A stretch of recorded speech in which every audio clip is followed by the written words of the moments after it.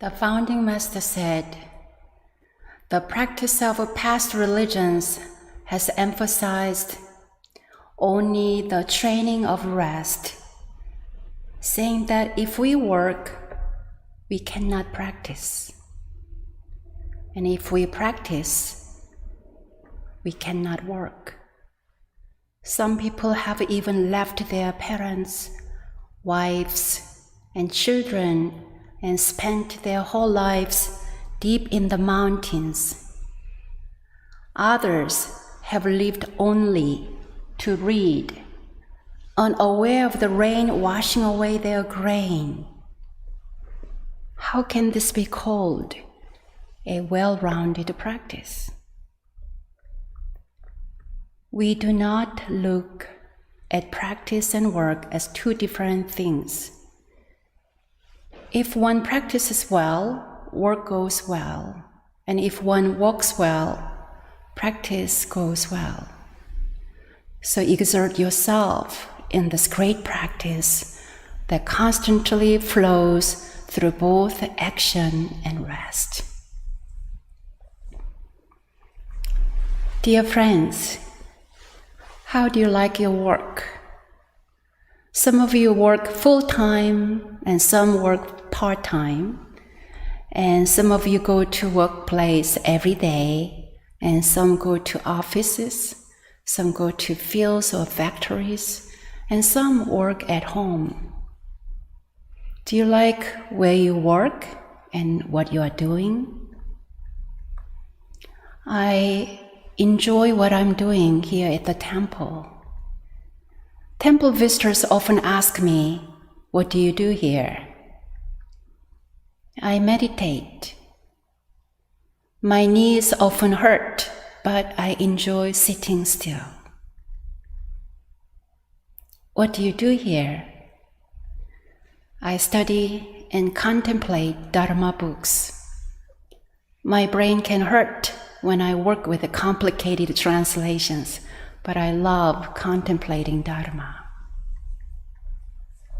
What do you do here? I teach.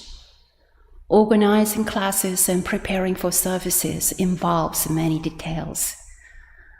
But I really enjoy leading retreats, classes, and Dharma services.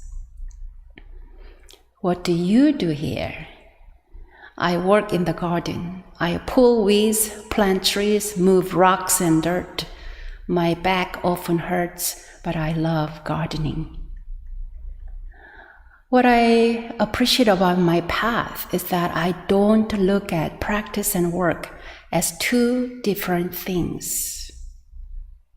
What about you? When you hear the word meditation, what image comes to your mind? A person with a straight back sitting with a perfect posture? A person breathing deeply in stillness and peace?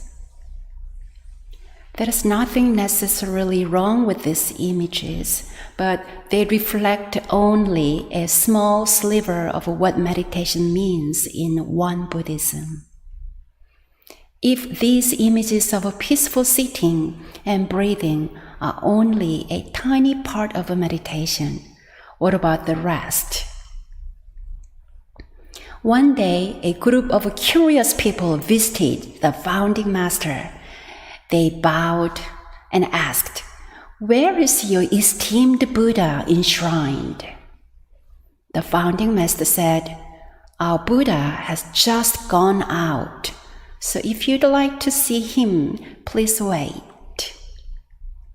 Not understanding what he meant, the group was puzzled.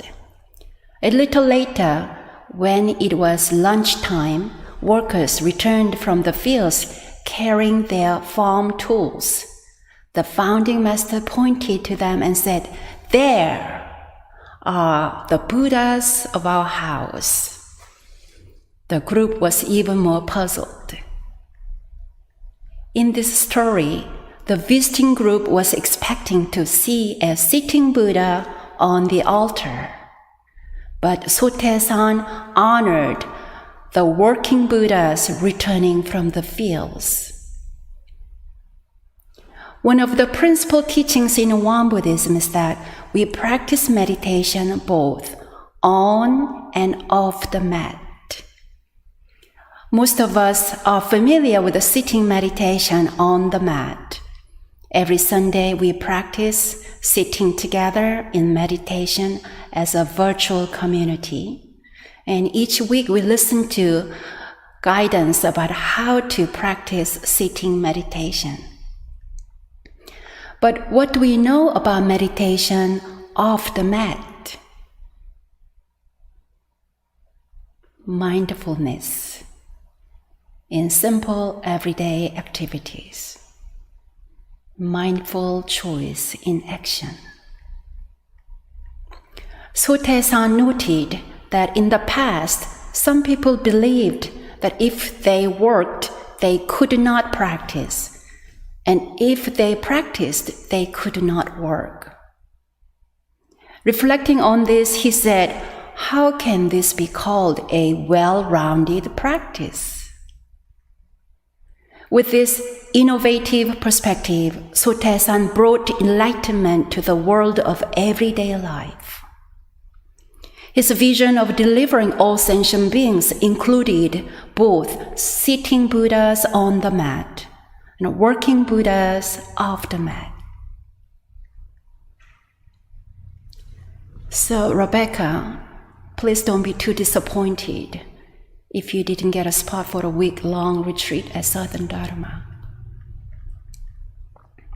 There is no duality between meditation on and off the mat. There is no duality between resting the mind in formal meditation and focusing the mind through the meditation of daily activities.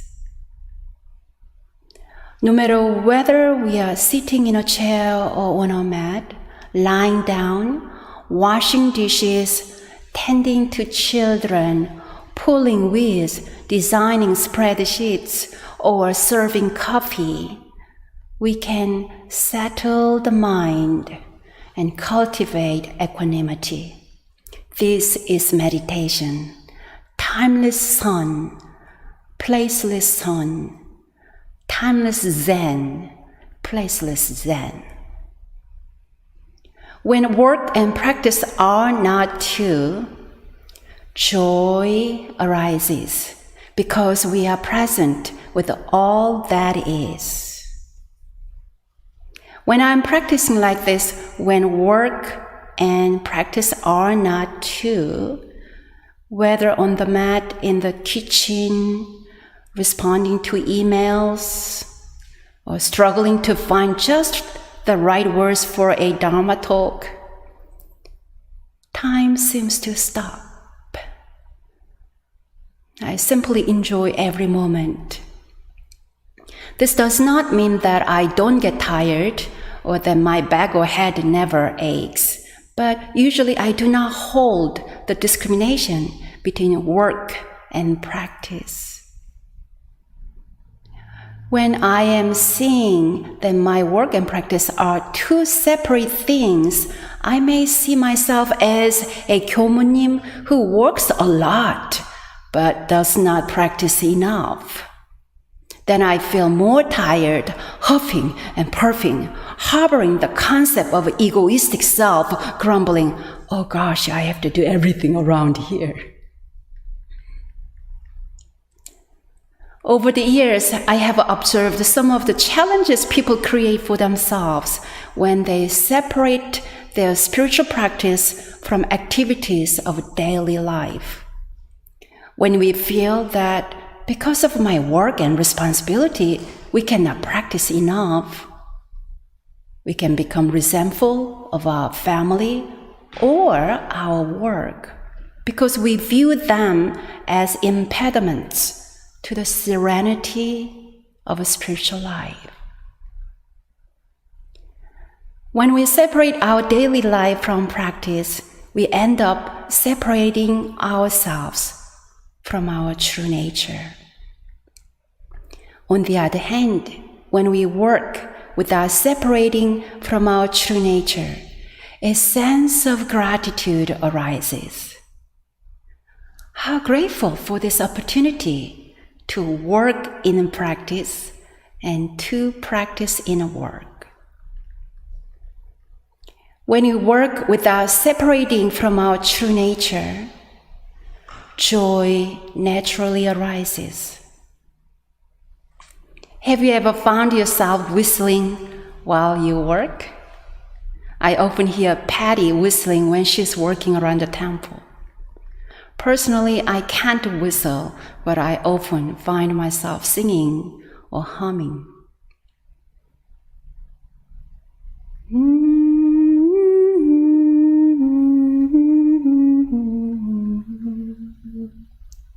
In closing, here is a koan. A person who practices well is not separate from their true nature. What does this mean? A person who works well is not separate from their true nature. What does this mean?